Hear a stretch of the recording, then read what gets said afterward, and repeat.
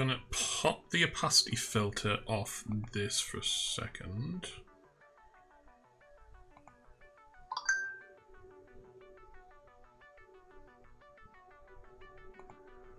Yeah, there we go. I can just toggle it off without having to fiddle with value. Okie dokie. Bloop. So, calculator guts source is open. UI source is not. However, I do have all of the issues on a publicly accessible planner. So I have worked on some issues today and yesterday. One of the advantages of doing things this way is I've got a roadmap view. So whenever I'm recapping what I've worked on, I can just look at the roadmap. Yeah. I mean, for now, I can just go over what's on the like the backlog thing.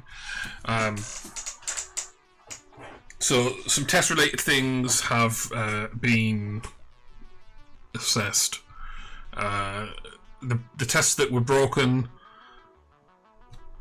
like when I start transferring tickets from the to-do list onto here, like those have been fixed. And as I've been adding new methods onto the different classes, I've been ensuring that those methods are covered.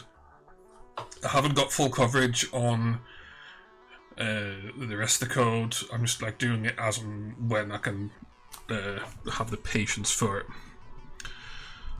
We have a new feature implemented, toggle setting to have the sidebar tree auto close and expand to follow the current pool. So if I go pop open unattached pools and click here, collections now collapses and this opens. If I click back on the history, it goes back here. And if I go dig into space elevator thingies, then click in there, and then back into, you know, oop, wrong thing. Stealing it. Okay, let me just go bloop, bloop, bloop, bloop, bloop. Then we can turn it off, and we can still advance forward. Some things will automatically open regardless. I may or may not change that in future. But I didn't see any particular reason to change that. Turning follow back on doesn't immediately change anything, I think. Yeah, it doesn't, so that's fine. Hang on a second, was I confused there? Is it on or off? RA checked false. Bloop. RA checked true. Yeah, we go. Okay, so it's turned on now. I'll go back. Yeah, it does automatically work. There, that's intended. So if we go forward, turn it off, go back, turn it back on. Yes, it does. Okay. So that probably behaves as I would expect. I didn't specifically test for that, so yay. Vertical alignment of toggle indicator was broken. This was just hovering a little bit too high up because I forgot to put a comma in a CSS selector for when I was implementing these types of things. Also not on a ticket. When I added this, rather than having this be even wider, I just changed this to sidebar with a tooltip saying toggle sidebar open close. So I'm using the same close book, open book emoji indicators that I do on the satisfactory archive search. If I pull that up,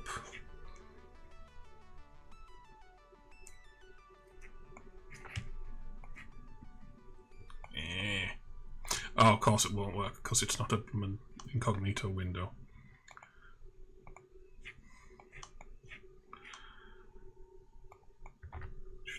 Because I want to make sure that I'm getting the same view that anyone else has on here. I'm using an incognito window so I can see the logged out view. Because, like I say, the UI source is closed. like this is like a similar setup to how Anthor has like Skim. So Anthor has the source available, but it's not open source. Whereas I've just got the source not available, but I've got the separate issue tracker for the thing. It's actually the same repo. I just pulled the branches out of it. So, yes, things. So on here, if you type in Doggo and then wait a bit, and then you click the open book emote, that automatically opens all of the transcripts. So I'm just using the same workflow on here that I am over in the archive. Right, next thing. Ensure names are in config dialogues. So yeah, I thought I put it in here and I didn't. But now I have. I was thinking of taking this out. I'm going to leave it in. So we've got H1 for the group, say it says group config. H2 for the actual group name. And the collection name if one is present. Same for collections and pools. So that's that all done. Let's make sure I tick that all off as well. Yep. Add link to project planner in the UI readmes. There is a very basic readme on like the calculator source code now. It is not the best. Largely because there's no docs.json bundled with docs.json.ts. So I can't actually have like full CI/CD thing running for the calculator code because the code that it needs in order to even validate the TypeScript isn't there. And having documentation for it without having references to docs.json feels a bit weird, so I'm kind of going to be leaving this alone for now. It's under the same issue as docs.json.ts itself, saying like if the relevant QA site post gets resolved via public announcement or the inclusion of a license, the generated files will be included in the repo, docs.json may be included, and the UTF encoded version of it may also be included. So there are instructions there. I haven't tested to see if these work from scratch.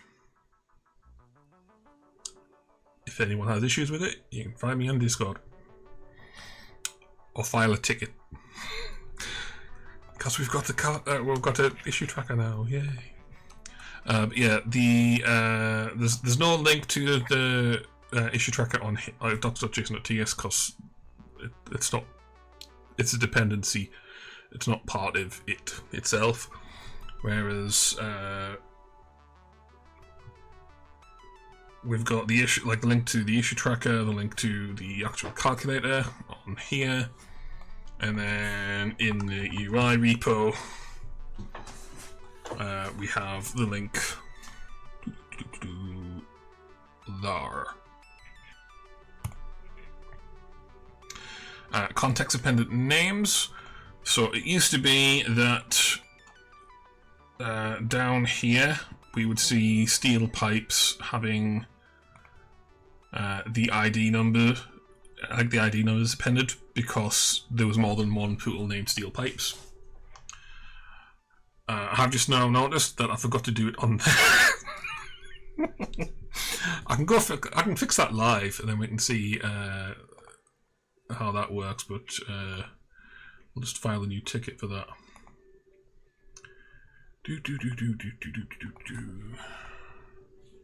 Thought I could create issues for this view. Yeah. Oh wait, no, it's because I'm not logged in on incognito window, so give it a second.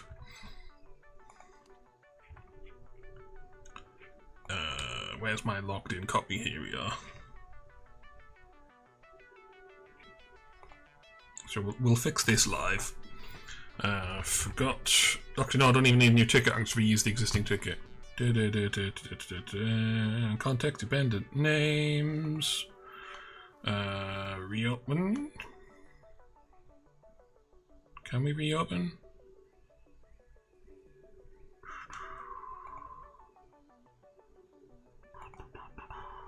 Ah, there it is. Forgot to put context dependent name on pool view.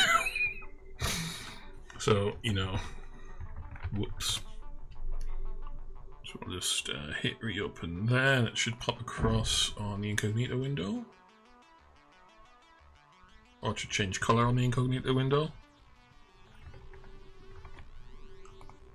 Maybe. There it is. And then we want to move it around as well, because I'm going to actively work on it right now. There we go.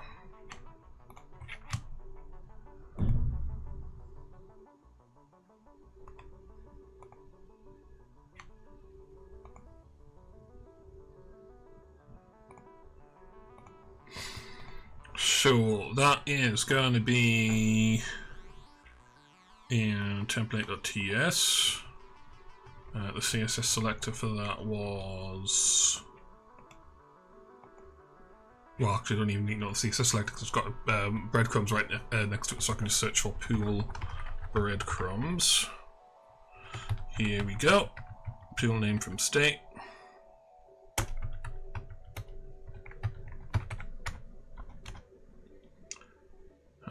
So false and state.pool group. So if it's not in a group, it'll return undefined and use the default behavior, which will be to append the ID if there's a collision. I think I did an alternative thing as well. Yes, there was an or state.pools and group. Yeah.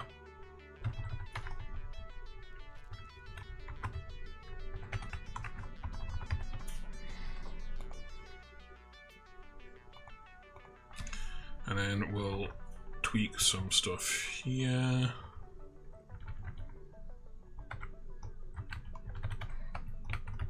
Just to make it consistent for what I was doing earlier.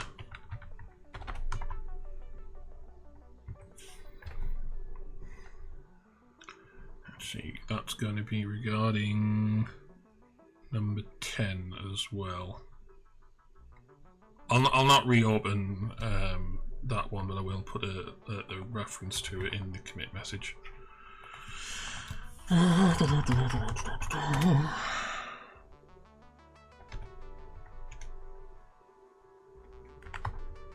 Missed a spot. That is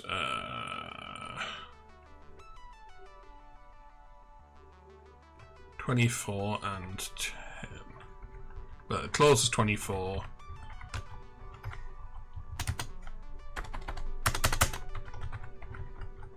And it's also referencing issue 10.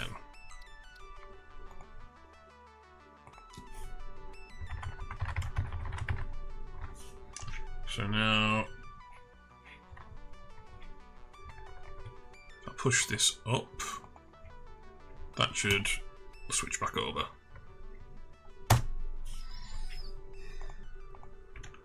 And we'll just rebuild.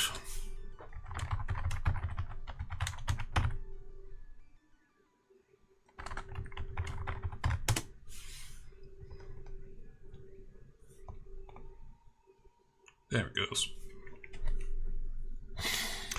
So while that's rebuilding, so we've added README files, context dependent names, and consistent application of state dependent pool group collection names.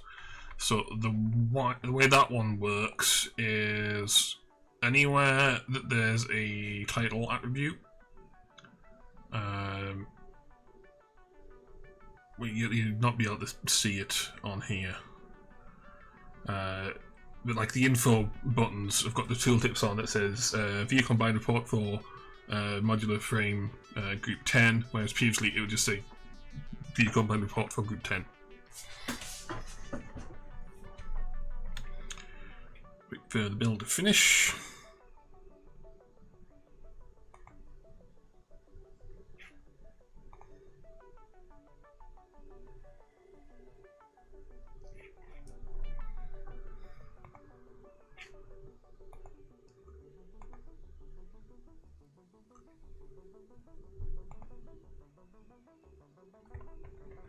And then reload. If I pop into steel pipes, there we go. So the steel pipes thing's fixed. Yeah, it's fixing the breadcrumbs already, so I won't need to fix that. So remaining issues. Well, there's a bunch of remaining issues, but there's some I put on the roadmap. I haven't fully estimated how long they'll take. I've just said that, like, on a given week, I am going to be trying that issue. So, next week's issue is going to be avoid duplication of recipe selection. Week after that, actually, I should say like the week after that. I've put them week by week in case they take longer than expected, or in case like there's extra work I need to do related to like archive flipping. So these might all get done next week. They might not. But I'm saying that the first thing I'm going to be working on each week at the moment is these ones. So we've got avoid duplication of recipe selection. That one is all of these different pools have got their own recipe selections. I would like to just say, here is a recipe selection preset, use that one, and then I'll automatically set all of these according to the preset. I did put some notes in on that ticket. So we've got the ability to specify default recipe for all pools, ability to specify default recipe selection for a specific collection, because the space elevator facility might be using different recipes than the main facility if it's producing the same parts.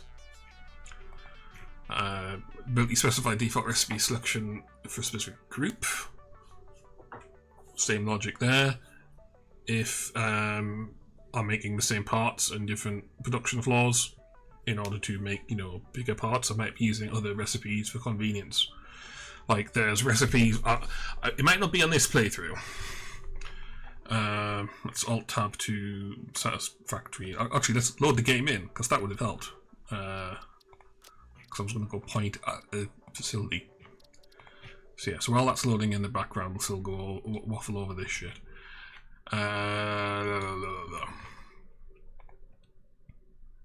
Yeah, so there's been times where I've had like wire, for example, where I've like switched to fused wire in one place, but like left copper wire in another. And if those are in the same facility, I might just not change the recipe over. Just because it would mean like laying an additional belt line of material ingots. It's probably not this playthrough I've done that, because I've planned ahead more for those kinds of things. But it's like the previous playthrough, or possibly even earlier on in this playthrough,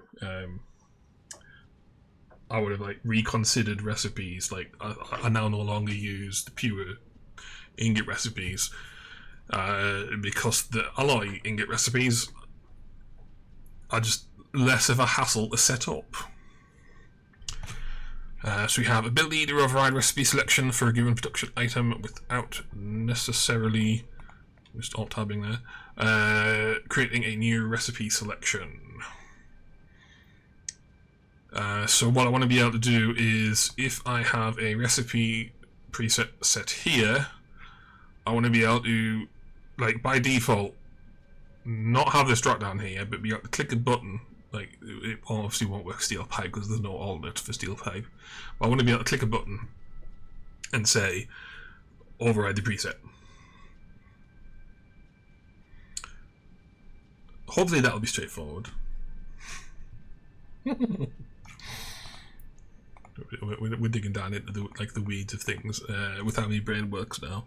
Ability to create new recipe selection from pool, so the base defaults plus the resolved pool default plus the overrides can form the basis of a new recipe selection that can be used by other pools, groups, or collections. So that relates back to what I was waffling on about, where I'll just turn this off there. So like if I'm like putting these placeholders for these floors up and I belt it for a particular recipe, and then like let's say these two floors have the same parts, the belts are all done for that floor, but the belts haven't been finished yet for this floor. Like maybe I'm only like up to here with the parts and have to go do a round trip, and then in between like doing things I'm like waiting for a hard drive to unlock. It goes ding, and then I get an alt, and it makes me go, maybe I should switch to that one. Like this item on the list here basically means, oh, I'm going to change my mind about the recipe preset, and I want to use it elsewhere, but I don't want to change it anywhere else that current preset is used. I've got no idea where that UI widget would go, because like on the per recipe basis it's straightforward, you just put it next to the recipe. But like, do we put it in the pool config thing? Do we put it up here? I'll figure it out. Then the next one to do as a priority is ability to delete entries from the production flinging config. So that is mostly a case of in here. Let's see if I can find one that I made earlier. Yeah, there we go. So in here, if I make a mistake and say like I don't want to send encased industrial beam to fuse modular frame, at the moment I have to set it to 0. And the way this system works with like calculating overflows and things is if I add another one after that, it won't send any to fuse modular frame because the value is set to 0, and it'll overflow the full amount to the next thing. But it still means that this entry would be like stuck. I want to be able to remove it. At the moment, you have to edit the save document. I would like to not have to do that. Highlight input needed in the production flinging. So I've waffled on about this one on previous streams. It's like as you're going through here, you want to be able to see, oh, I'm producing encased industrial beam. So I click on here, it automatically pre-selects encased industrial beam and the amount that we're producing. And then you would go pick the destination. Now, about highlighting what it needs that input, you want to be able to look through here and see, oh, like I was trying to think off the top of my head which one like would actually need it. But you know, we're sending them to fuse modular frame, so we'll scroll down, pretending that we hadn't added it, and it was in here. So well, there it is. Well, that might be a different manifold, but let's just pretend it isn't, even if it is, or isn't. Meh. Tangents. I want to be able to highlight that. Oh, you can't even see. I forgot. You can't even see the select drop downs. So there's a select drop down that you can't see. Let's take a screen grab of that.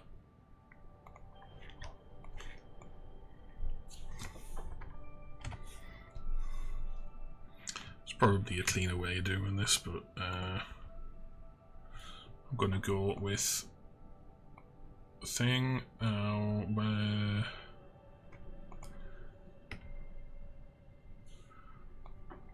bloop.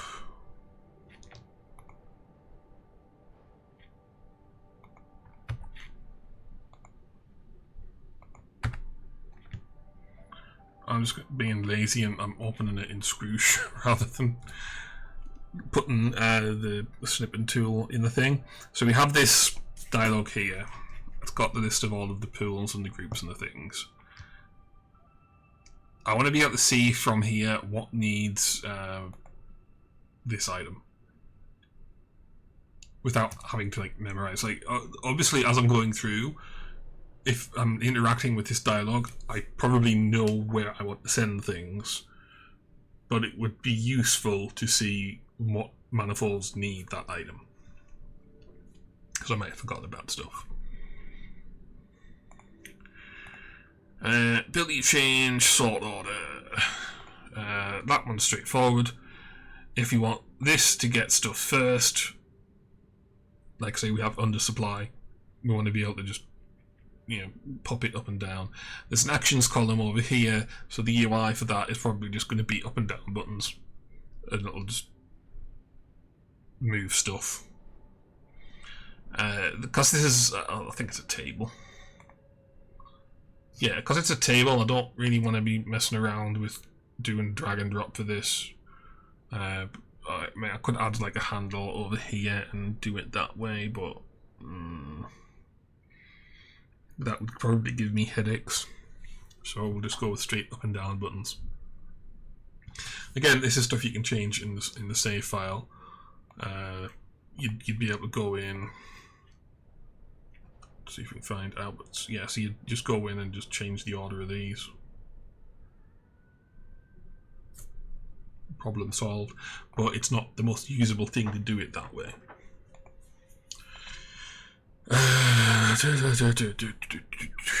So we'll look at the other issues on the list. Yeah, let's go by priority. So yeah, we've gone over that one.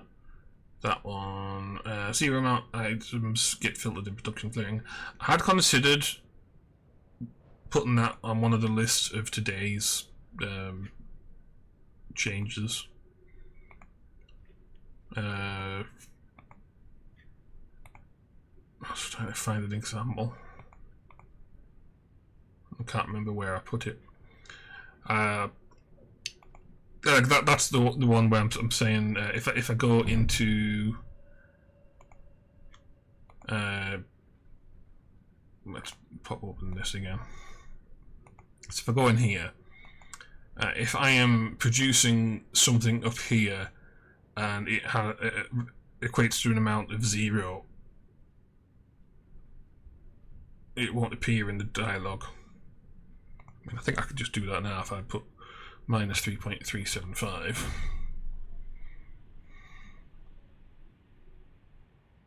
Oh yeah, that bit's been fixed as well. I think I mentioned on the previous stream, I accidentally made it so it would be doing the recalculation, but it wouldn't refresh the state as it went through, so it would be permanently stuck on recalculating copper ingots whenever it loaded this document. Anyway, so this amounts to 0, so if I click on here, the item list is now empty, which is bad. We don't want that.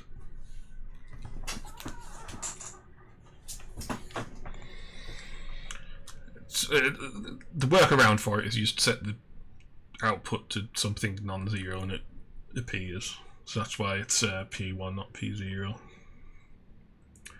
Made prediction flinging to pill config. I am like firm on this now. Like previously, I wasn't too sure about it, but we've got this dialogue here, and then we've got the pill config. Like this dialogue is huge. Oh, that's a group config, not the pill config. This dialogue is huge. There's all this space here doing nothing. It might get a bit busy if I ever pay attention to how bad this entire site works on mobile. Coffee, it's bad.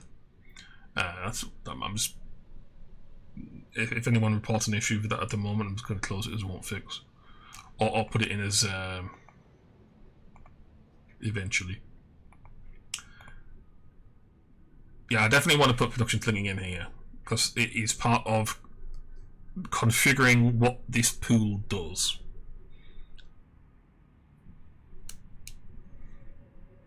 I mean, like this button could still open the same dialogue. It was just be like a different action workflow to like change the state.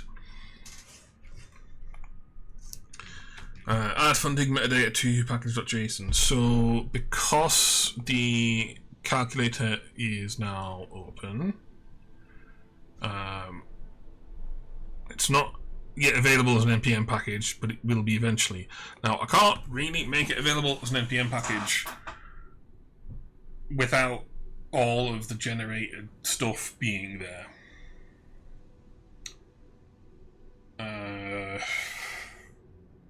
It's kind of unavoidable because I don't want to be like pushing updates, because like ideally I would like CI/CD to do npm releases. Like I don't want to be pushing updates and it not work. And there's not really much utility in having an npm package which requires you to do the whole docs.json.ts setup. So yeah. But yeah, like there's like a funding metadata option in package.json, so it would line up with what I've got with funding metadata on Git. Let's see, then P2s. So I had a look into the search thing earlier. Luna hasn't been updated in 4 years, and the list of tickets attached to it is ever expanding. I'm going to be using probably going to be using an alternative, which will then possibly lead to the archive and community site searches getting updated as well, but all goes well. Shared input and flinging. This was like the first thing on the to-do list. I'm not going to read through all of these like I have with the other tick boxes, but the basic idea is I want to be able to go into a group config and be able to configure the output of all of the surplus output for the entire group. So like, you know, this being a production floor, this being a facility. One of the use cases here is, at the moment I've got a 2 storage pool, and obviously like some of this is configured to go to storage, or it should be.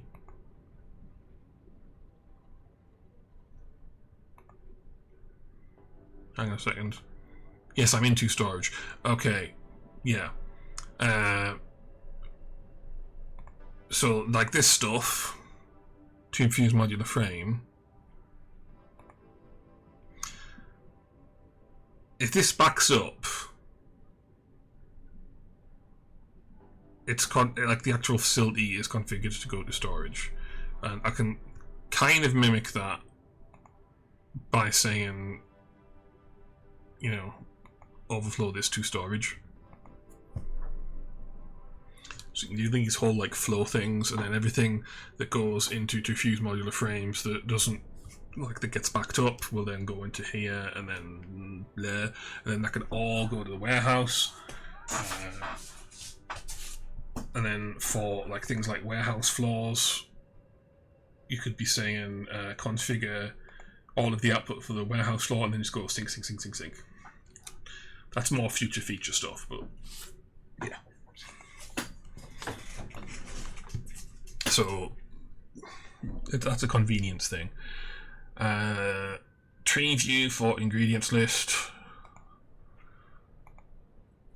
That is for things like here, where this just says we need these ingredients, but it doesn't say that steel ingot needs iron ore and coal. It just says you need to make all of these.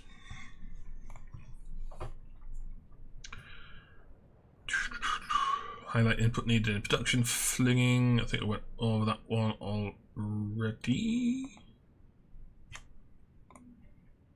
Oh yeah, 'cause it's on the actual thingy roadmap. Can't add well-sourced items to production. That is basically saying I can't add nuts or creature parts, but you can have them listed as ingredients.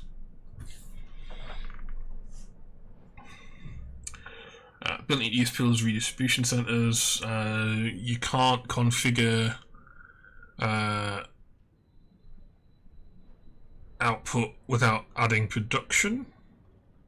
I can't remember off the top of my head if I'm misremembering that, and it does currently work. Because basically what it should do is, if it has input or production, it should appear as an option in here.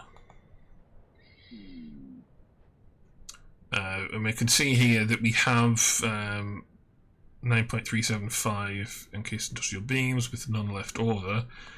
The fact that there's none left over might be the reason why it's not showing up in here, as opposed to that not actually being implemented yet. So when I fix the issue with zero items being filtered, that might magically work. The idea being you would send... Let's see, we'll pop over. So at the moment, if I go over the other side of the building, I'll get a better view. So at the moment, all of the steel ingots and iron ingots, sorry, all of the coal, yes, all of the coal and iron ingots are being made and distributed over here, coming along on this viaduct, and then the ingots and coal are coming up. So, you know, like, here's an example. So the coal is an example of a distribution floor.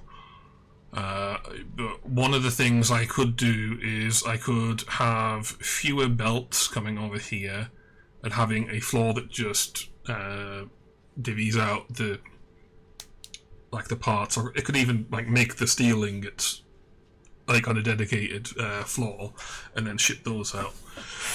I used to do screws in that fashion, I used to do circuit boards in that fashion, but now I just like ship the parts needed direct, so steel beams. I can't remember the places that need screws, if those are getting steel beams or not. Oh, well, obviously they're not, because this is one that needs screws, and it's getting iron ingots and coal. So, yeah. Distribution centers, useful thing. Rebalance output according to input required. I'm not sure if that one will get done. Like, I might like assess that one and drop it down eventually. The basic issue with like this one here, you know, that one there, is that when you're going in here and you change the inputs and outputs and things, shortfalls can occur. Like here, this one says, oh, you've got a shortfall of 6.1875. Like, that might be intentional, that might not be intentional. It would be useful to just like click a button and rebalance all of the numbers so you don't have shortfalls.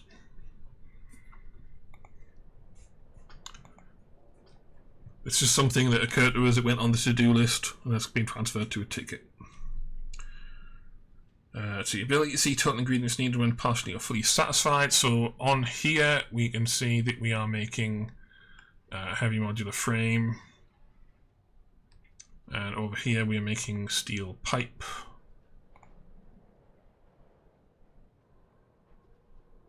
So that is going to encase industrial beams.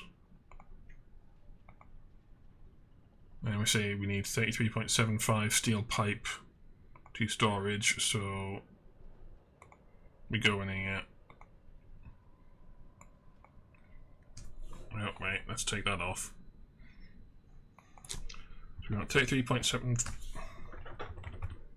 Okay, evidently I shouldn't edit that while it's calculating. Oh, I found a bug. Lovely. Can't edit the value in the Fling production dialog. That's a bug. New ticket for that.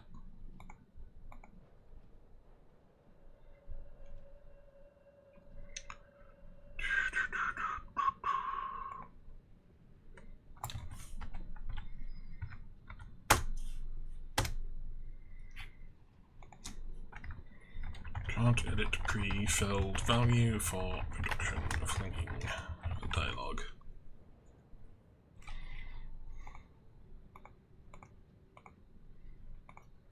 Bug label, production flinging label, loop. So that's in P1. Where was I? Yes, selecting the right destination first. So we want to select to storage. And we put that in. And then we can edit this number.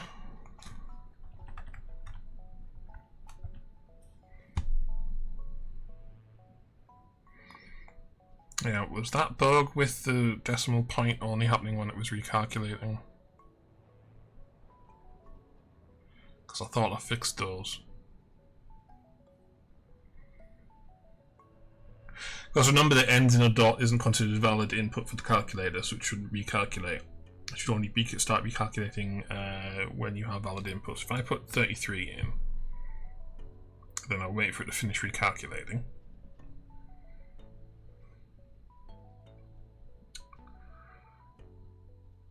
And then we put dot in. Yeah, that's not working. Create new issue. Production flinging dialogue. Inputs won't accept trailing decimal.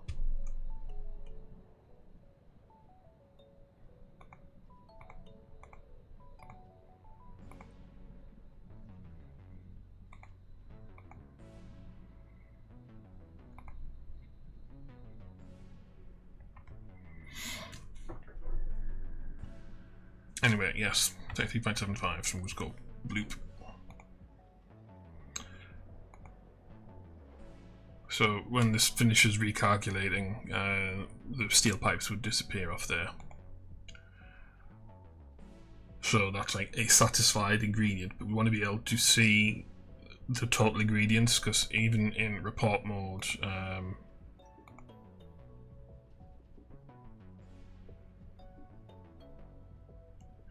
did I break it?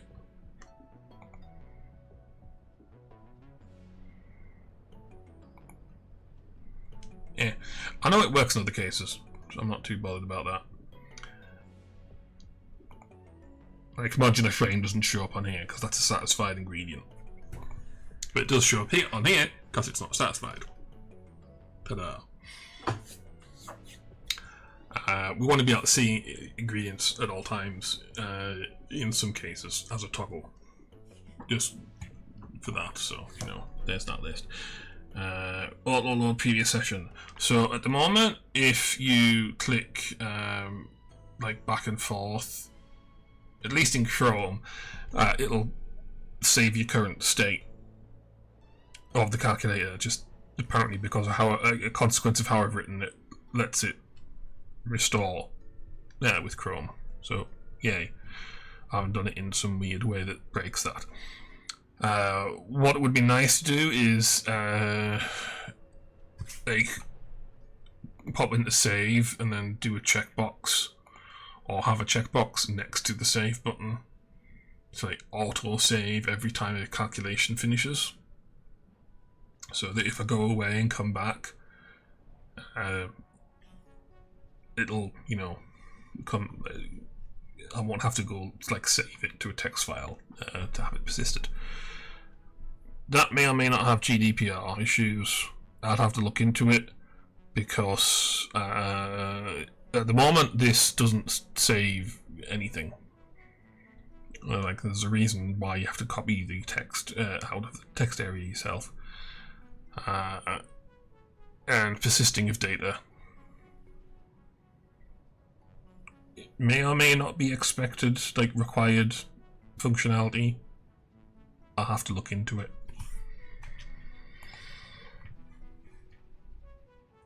Belt speed hints. So this one says, I'm trying to find a thing with a lot of stuff in it.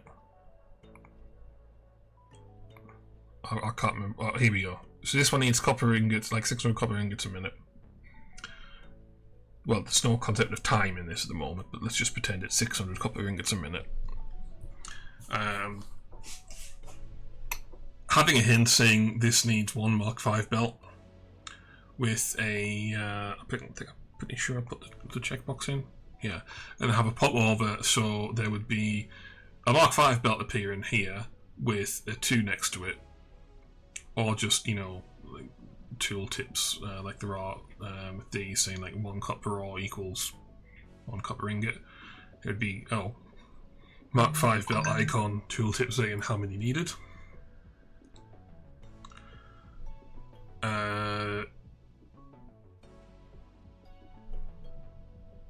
I was just getting some robo spam there.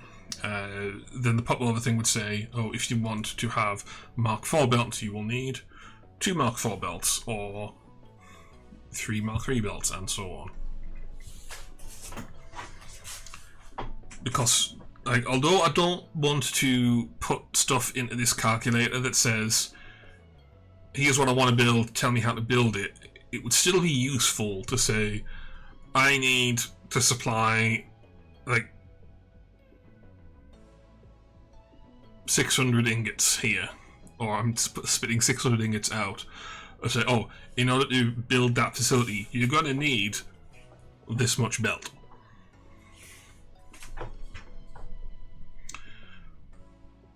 And I just had an additional thought. Let's put it under eventually.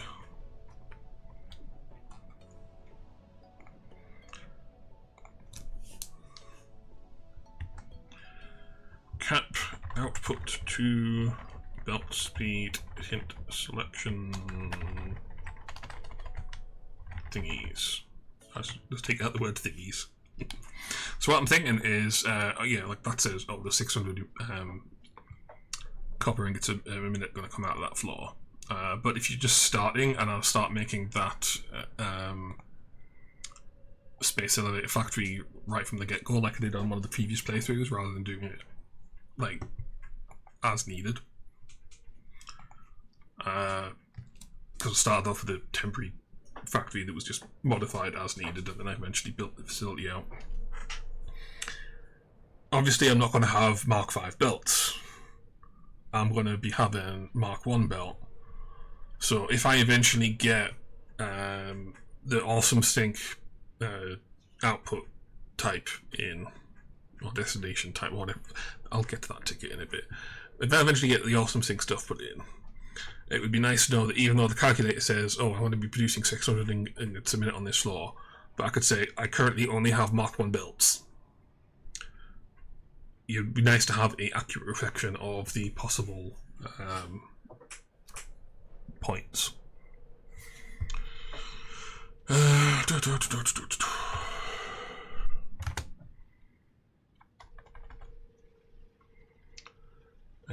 Yeah, let's put all that rambly stuff in here.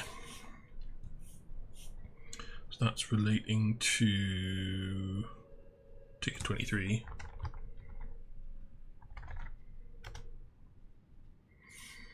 And what's the ticket number for the awesome sync? 14.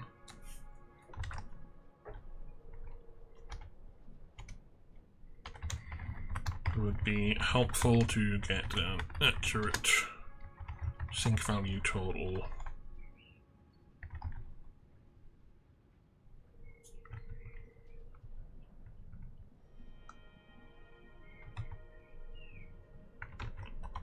Sync points per minute value.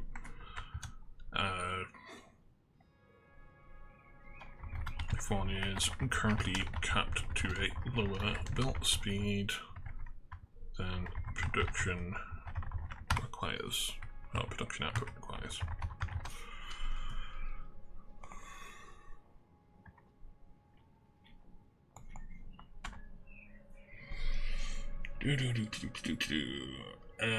Swap name field thing. So I went over that on the previous stream. I just want to do some like web component stuff, so I've got something a little bit more interesting than See, putting like emojis in pool names. Like, it would be handy to have the actual battery icon there.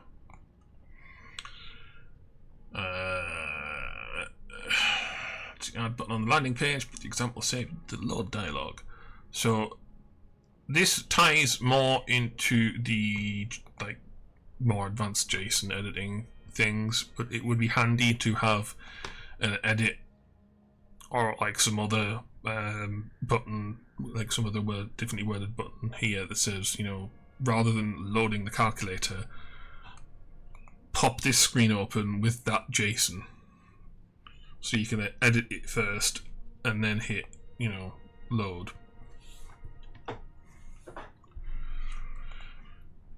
Consistent sort order for report views. Oh no, I've skipped over a couple. Put a copy of the current pool's opt group at the top of the pool config dropdowns. That is just a case of let's just open a smaller one here. So if I am like somewhere inside part supplies pool config, I want part supplies to appear at the top, but only if maybe the list of items here is big enough. And again, that's one of the things you can't see. It's this shit here. Like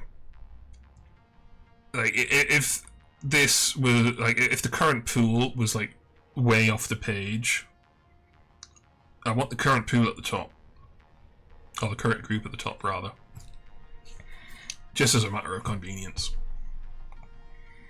It's a non-issue after you've selected it, but on first selection, scrolling's dull. Async load adjacent the save document. On smaller saves, it is a non-issue because it just appears pretty much instantly. But because there is a nested amount of 2 JSON calls being made for various different types, so like the actual calculation numbers here, all of the outputs, etc. And then I think this maybe has its own, but it might be within the pool because there's a lot of calls going on a bigger save, like the v21 example. It can take a little bit to open sometimes, and I'd rather it not. It would be better to have the screen appear with a loading message and then the JSON appear than for it to, like, oh, maybe you click it again kind of thing. I want to avoid locking the UI thread as much as possible. Consistent sort order for report views. Not really so much of an issue on here. More of an issue on where did I put it? Up here. There we go. Oh, that's the that's the one I was looking for. Here, there's even a delay on that one. So there's no consistent sort order here. So we've got like wire all the way down here, but that's separate because it's a different recipe than the. Well, that's not a different recipe. That value should be in here, and it isn't. Oh wait, never mind. The captions need editing. Yeah, outputs and ingredients. Yeah, so something needs 24 unit a minute of fused wire, and something else all totals up to outputting 625.375 fused wire. So yeah, I need to add a note to make these more obvious.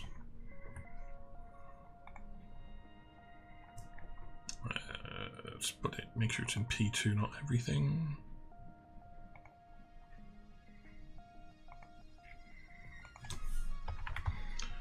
Proof UX of reading the large reports. Difficult to identify the difference between sections.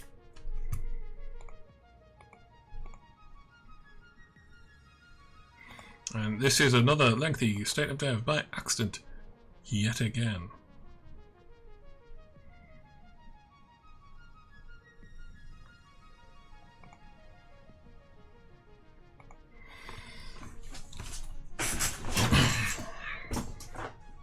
Then the lower priority tickets. So we've got web work support, that's on the ready column because some experiments have been done. Nope, I'm in my view, not your view. Let's switch back to your view. Where's the window? There we go. So the web work support to the ready column, like I say. Some experiments have been done. It didn't work, and I didn't want to go down a rabbit hole, so I just stashed it and pushed it up and got back to working on other things. So these are all things that I want to get to eventually, but I don't have any particular priority for. So we have the drag and drop of elements, so changing sort orders of things, or like putting this pool into fuse modular frames for whatever reason. I want to be able to like just, you know, drag and drop it.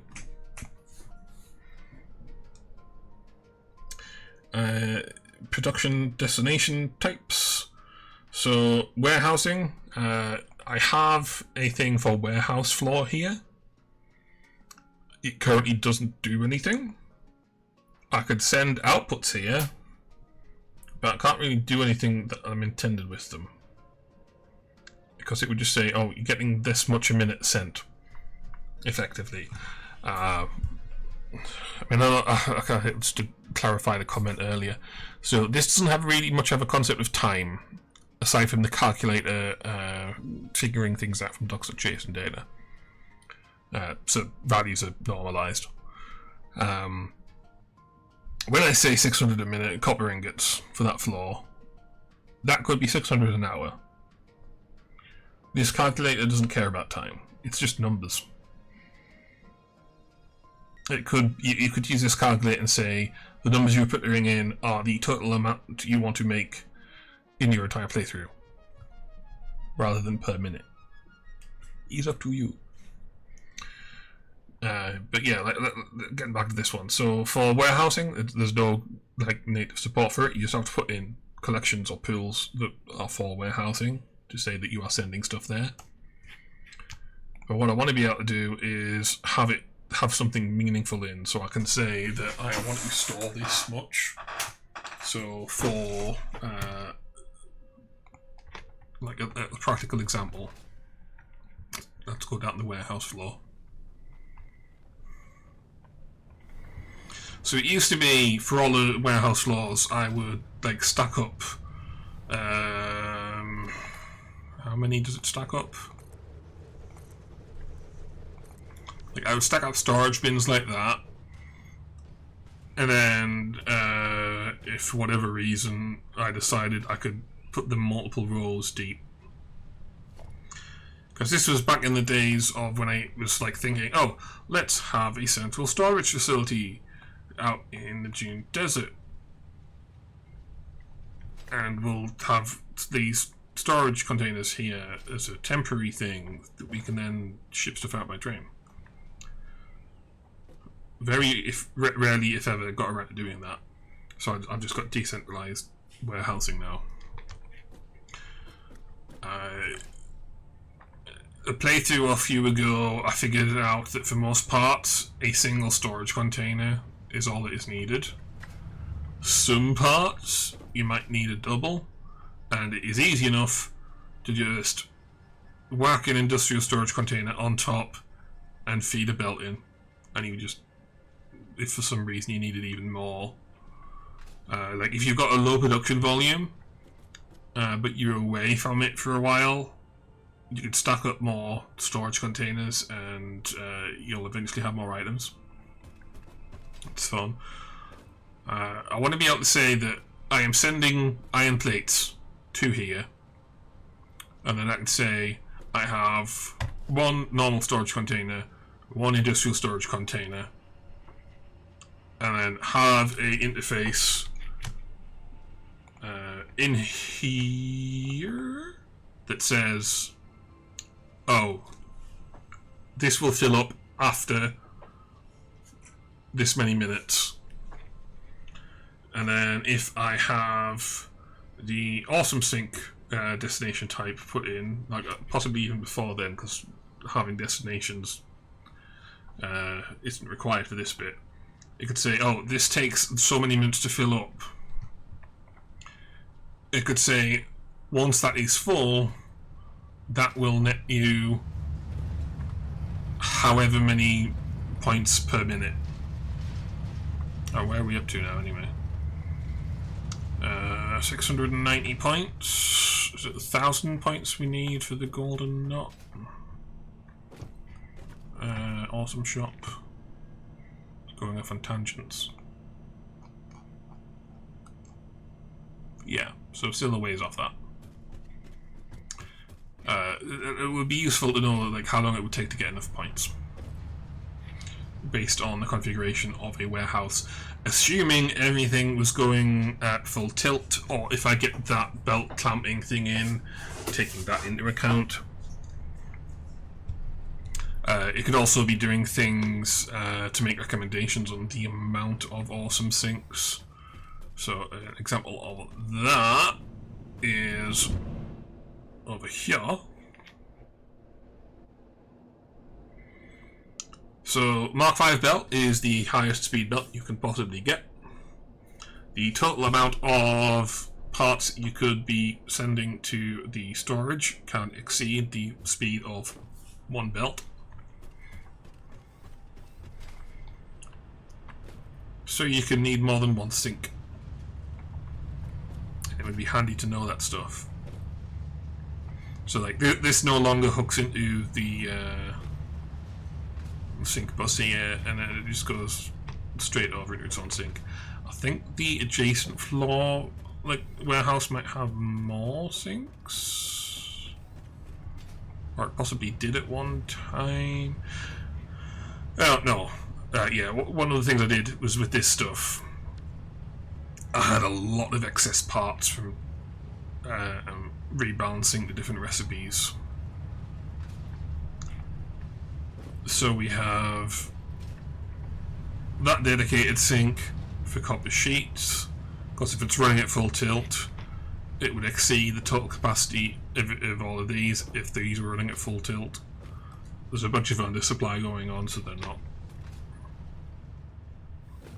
So all kind of fun usability things that could be popped on the calculator. The awesome sink production destination type I've already gone over. Power generation view, I went over that on the previous stream. I basically think it would be handy to say, like, have recommendations on how to build power generation out. Because even though I don't want to say how to build your factory, when I am building power generation facilities, I build them a certain way, so having a calculator do that thinking for me so I can just focus on building the damn thing falls within the scope of how I want this calculator to work. And then no graph approach, that's relating to these recalculation boundaries. Oh, that won't do anything. These recalculation boundaries for the 63 plus pools. There's 3 of them at the moment. It could be calculated better. Like, if the inputs leading to... Yeah, here we go. 2 HMF. Yeah, it's 2 HMF. So if all of the inputs leading here are fully satisfied and nothing has changed in them, if we click recalculate pool, we only want to calculate, like, recalculate everything after this pool. So we would recalculate the heavy modular frame floor, which would then recalculate the fused modular frame floor, which would then recalculate, turbo motors and so on, rather than everything. I could maybe do that without a node graph, but I tried and it gives a headache. and I'm happy enough with the current isolation boundary implementation, so it's good enough.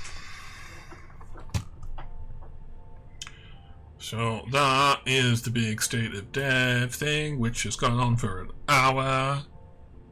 I thought it wouldn't take this long, but it did. And now I don't want to spend any time putting data in.